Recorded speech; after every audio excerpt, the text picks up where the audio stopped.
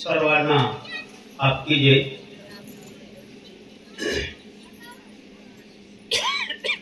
गुलाम बाबा ने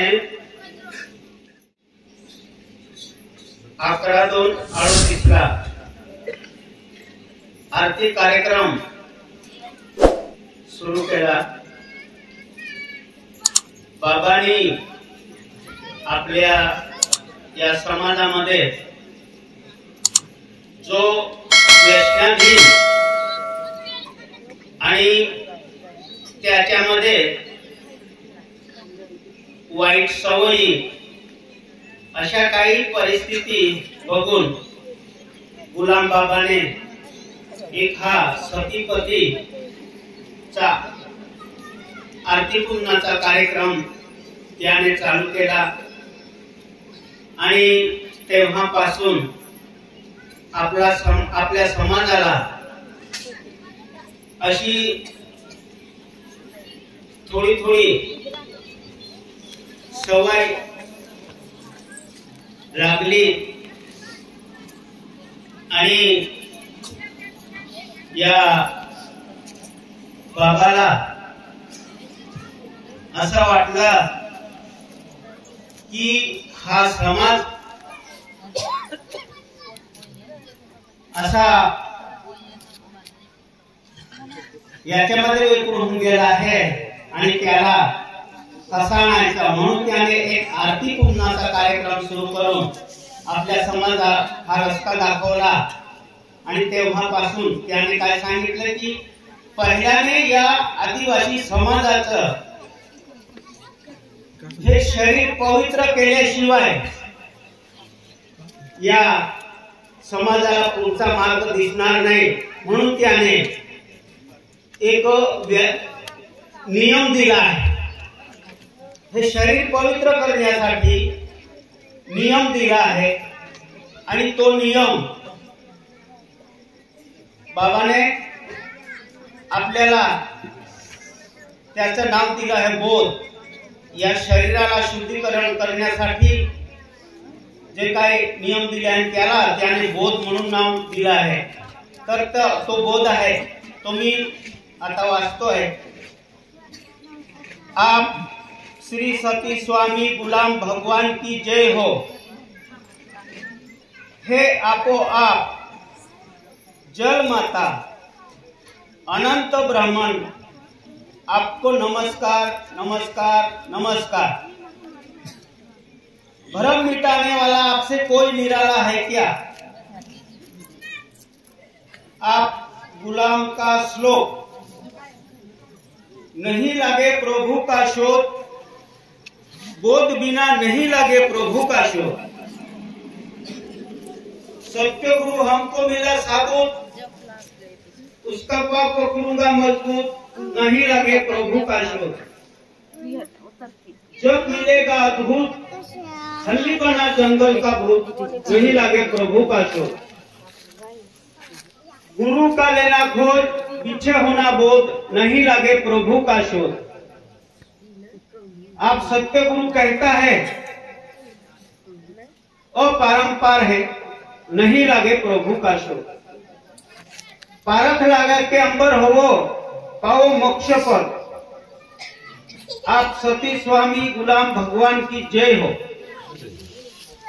सन 1937 महाशिवरात्री पासून सुरू व अवतार सन 1938 रोज आषाढ वद्य सप्तमी आप भील बंधूंनो व आप मित्र मंडळींनो, आप गुलाम भगवानांकडून आम्हा दास भक्तांचे हात जोडून सांगणे आहे ते आपण शांततेने ऐकाल अशी आशा धरून मी बोलण्यास आरंभ करीत आहे। आप ईश्वराविषयी विश्वास धरा व पुढील नियमांचे पालन करावे। आप मूळ ईश्वर व्यापी आहे। आप ह्या ईश्वरी आरती पुन्नाला जे मानणार नाही त्याचे पुढे चांगले होणार नाही, हे आप गुलाम भगवानांचे आप सत्य सांगणे आहे। आप गुलाम भगवानांचे 3 नियम आहेत।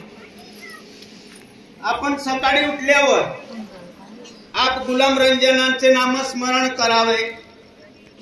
आणि आप भील बंधूंनो परसाकडे जाण्यास वेळी आप घरातील सर्व लहान थोर मंडळींनी लोटी घेऊन जाणे व आप अमंगल हात पाय स्वच्छ धुवून नंतर कामधंद्यास लागावे।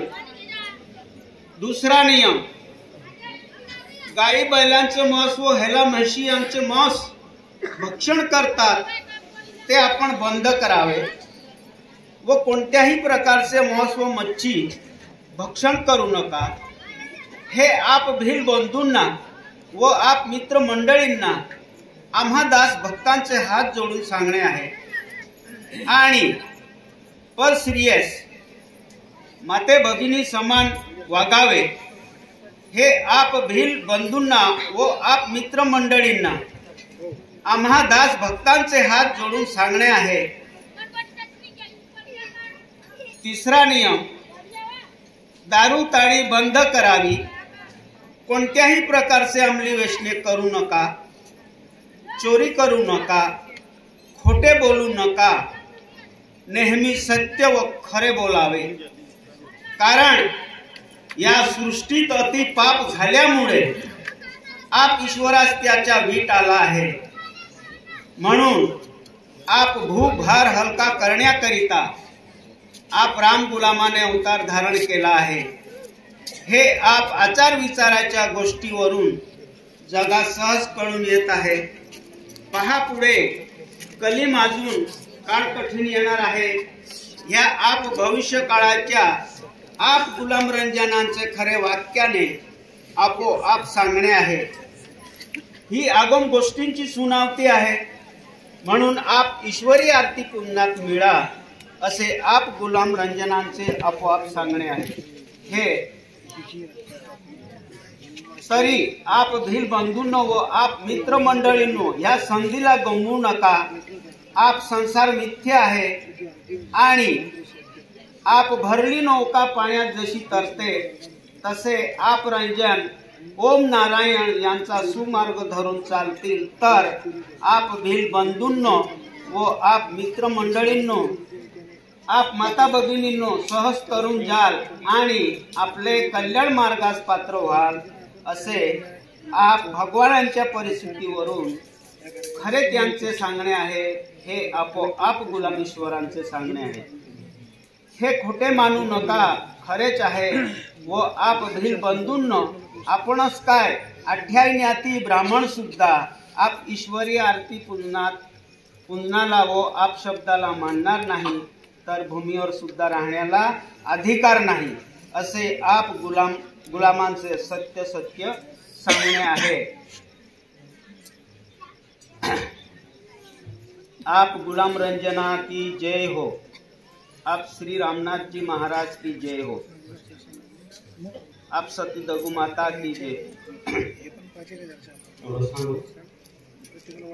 मी बंद करतो। आपकी जय, आपकी।